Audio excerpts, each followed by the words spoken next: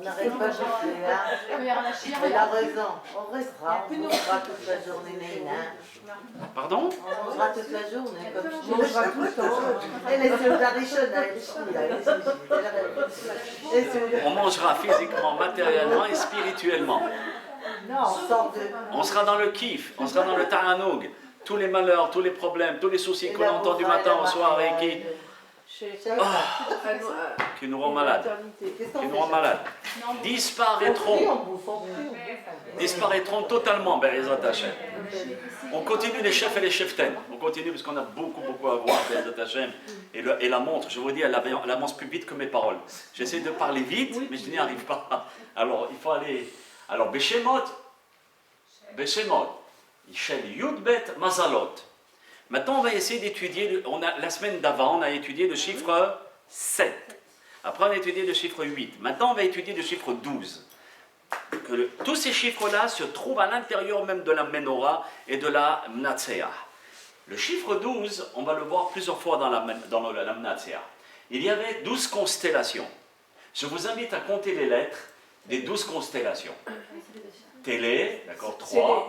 Dis que c'est les constellations, pour ceux qui ne savent pas lire l'hébreu. Ah, alors Télé, c'est les Chor, Théomime, béliers, taureaux, les Théomime, les jumeaux, le Satan, le Cancer, Ariel, le lion, la Bétoula, la Vierge, Mosnaïm, la balance, Akrab, le scorpion, le Keshet, la Sagittaire, Guédi, l'agneau, le Déli, le Verseau, Dagim, le poisson. Voilà.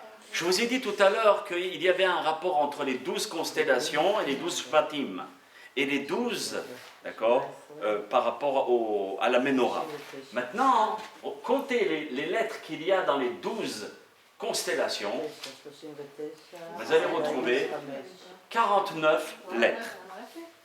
49 lettres par rapport aux 49 mots qui se trouvent dans le Lamnatseah. Ça veut dire, comme je vous ai dit tout à l'heure, que la personne, même si on a étudié dans les constellations qu'il y a une certaine force, mais la Torah elle est au-dessus de tout ça.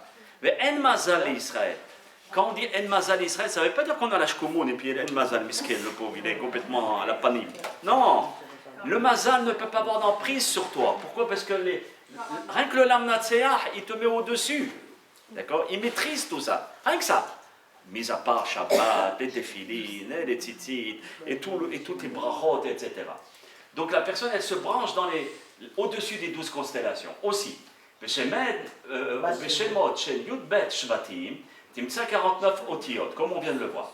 Les Kaf, aussi. Timtsa Beshtem Esrei Avanim, il y avait 12 pierres sur le pectoral du Kohen Gadol, chez Allah Hoshen, 49 Otiyot. Aussi, tu verras et tu compteras qu'il y a 49 lettres. Keminyan, Otiyot, Shtem Esrei Shvatim, exactement le même chiffre des 12 tribus.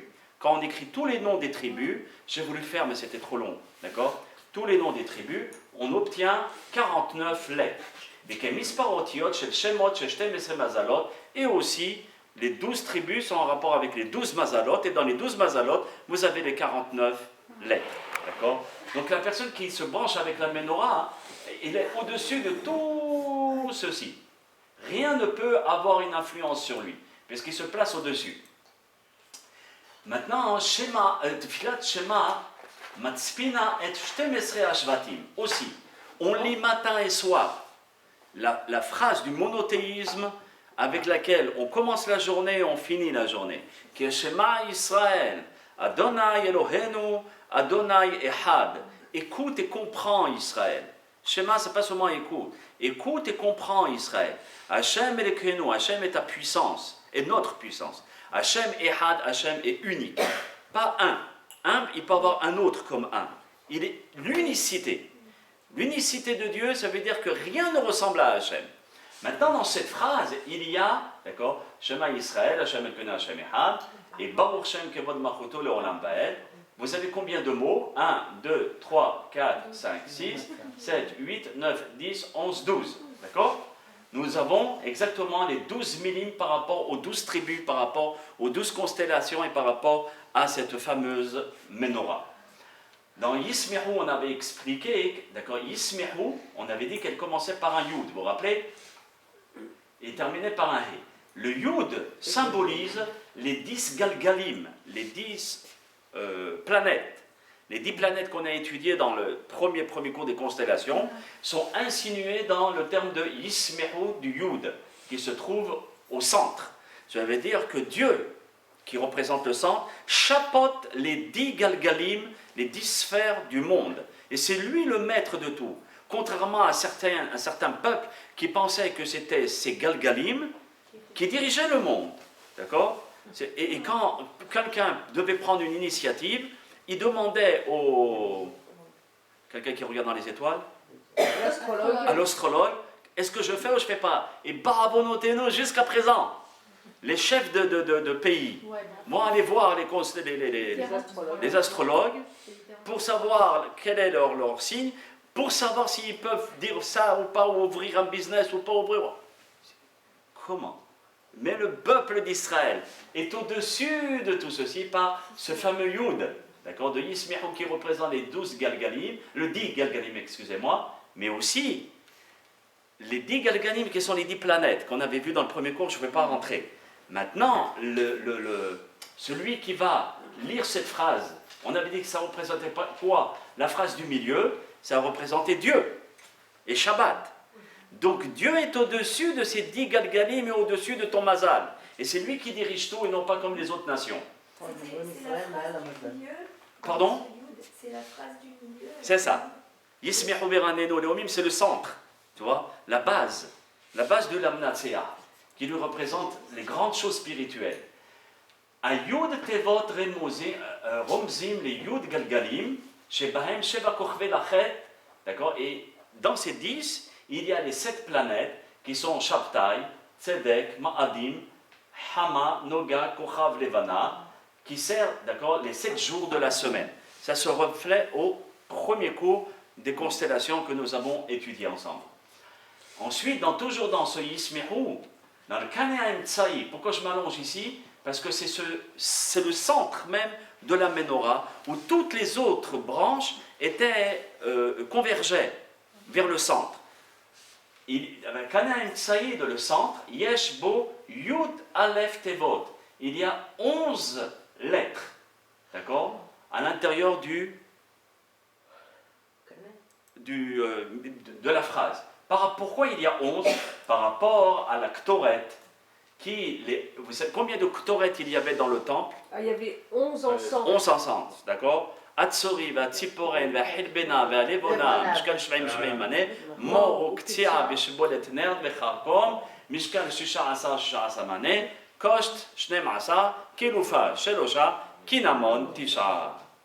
Donc il y avait, ici, vous avez la Menorah, penche le truc, la caméra, voilà, ici tu montres le Lamnatsea. Ici vous avez les 11 Ketoret, et le Kohen Gadol offrait ces 11 Ketoret, et ça détruisait toutes les impuretés du Ham Israël, tous les ennemis du Ham Israël. Donc on voit qu'il y a un grand rapport entre les Ketoret et le Lamnatsea, que les deux ont pour force de jeter, détruire, empêcher les forces extérieures d'attaquer le peuple d'Israël. Quand je dis les forces extérieures, aussi bien les ennemis que l'impureté, que la belle, la folie, etc. D'accord? Donc, pourquoi on les compte par des doigts pour leur donner de l'importance. Lorsque, par exemple, vous allez compter de l'argent, vous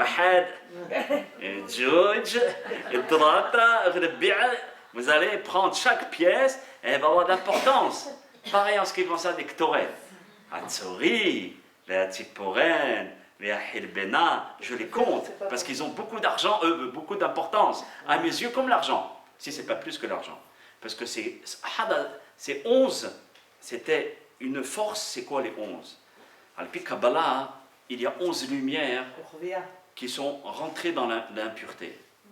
Ces 11 lumières-là, lorsque je dis à Tsuri et que je faisais les Ktoret, je ressortais les 11 lumières de l'impureté pour les libérer.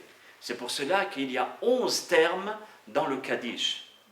Comment? Les Ashkenazim nous disent, ils disent Hayim Tovim. D'accord? Yeshelama Rabbi Michamaya, Hayim Tovim ou Hayim. D'accord? Nous les Sfaradim on dit Hayim, Vesaba, Veshua, Venehama, Veshezaba, Fua, Gula, Usriha, Vechapara, Verevah, Veatsala. C'est 11 termes de libération qui ne va pas libérer seulement le peuple, qui libère ces 11 forces de lumière qui ont été malheureusement avalées par l'impureté, et nous faisons par le Kaddish, on arrive à les ressortir. Et vous allez voir, les Mekoubalim, ils comptent avec leurs doigts, en faisant Hayim, Besaba, Beshma, Benahama, Besaba, comme ça. D'accord? Vous allez les voir. Maintenant que je vous l'ai dit, vous allez le voir. D'accord? Et donc, pourquoi? Pour donner de l'importance à ces 11 lumières qui sont à l'intérieur même de la Mnatseah, de la Menorah. D'accord? Et ça a les rapports avec les 11 Korvaya Bagada? Maman? Ah non. Non. Peut-être, mais je ne sais pas. Peut-être. Peut-être. Je n'ai pas vu dans les Sfarim. Il faudrait chercher peut-être, j'en suis sûr qu'il y a un rapport. J'en suis sûr et certain. Maintenant, dans les Asara Galgalim, on est Galgal Asechel. Le 10e, vous vous rappelez, on avait étudié les 7, le 8, le 9, mais le 10, non. C'est quoi le 10e? Écoutez bien. Vous vous rappelez quand le Rambam, dans les Halachot, il était en train de rapporter chaque sphère, pourquoi elle était là, etc. Et il disait, elles ont un sechel. Elles comprennent. Vous vous rappelez? Parce qu'on avait expliqué, parce que chaque planète représente un ange. Et qui cet ange est responsable de la planète Terre pour faire tourner la Terre, du Soleil, de la Lune, de Mercure, de Mars, de Jupiter. Et derrière Jupiter, il y a un ange. Cet ange-là, il a la Chokhma. D'où il prend cette Chokhma? Le Galgal, Asiri, c'est le 10e Galgal, il s'appelle Hasechel, l'intelligence. Tous les anges prennent leur intelligence du 10e Galgal, où là-bas c'est le Mekor, la base de l'intelligence et du savoir. C'est pour cela que chaque sphère a un savoir, mais à travers l'ange, ça c'est sûr. On mimenu mitpachet à Sechel et Galgalim, et de ce Sechel-là se propage dans les autres galaxies, le Roland Ibrahim et tout ce qu'il y a sur Terre. Vous vous rappelez, on avait dit que quand le soleil il envoie les rayons, il y a une chokhma de guérison à l'intérieur de chaque rayon qui vient donner la refoua, qui vient donner la force et la puissance à chaque plante, à la peau, etc. Maintenant, on est obligé de faire attention parce que nous, pas Dieu, nous avons abîmé la terre. D'accord? Mais normalement, chaque chose, c'est l'ange qui l'envoie à travers l'ordre d'Akadosh Baruch Hu, c'est évident. Mais de façon à pouvoir accompagner chaque rayon, chaque chose à travers le Sechel Aïlion. D'accord? C'est ce Sechel qui est là-haut, qui est branché avec le Sechel Ensof, avec le Sechel d'Akadosh Baruch Hu. Ve'alav Kisei HaKavod. Et au-dessus de ces 10 Galgalim, d'accord, c'est le 10e, c'est le Sechel, au-dessus, qu'est-ce qu'il y a? Le Kisei HaKavod et la Shechina. Ve'alze Amra Torah. Et là-dessus, la Torah nous dit, Asiri Yeh Kodesh. Toujours on dit que le 10e, il est pur, il est kadosh. Que dans le maaser, combien on prélève? 10%. 10%. Dans les animaux, on compte 1, 2, 3, 4, 5, 6, 7, 8, 9, boum, le 10e, on le met de côté. Maaser. C'est pour ça Asiri, parce que le Asiri, il représente la Shechina. Il représente le Kisei HaKavod. D'accord? Il représente le Sechel.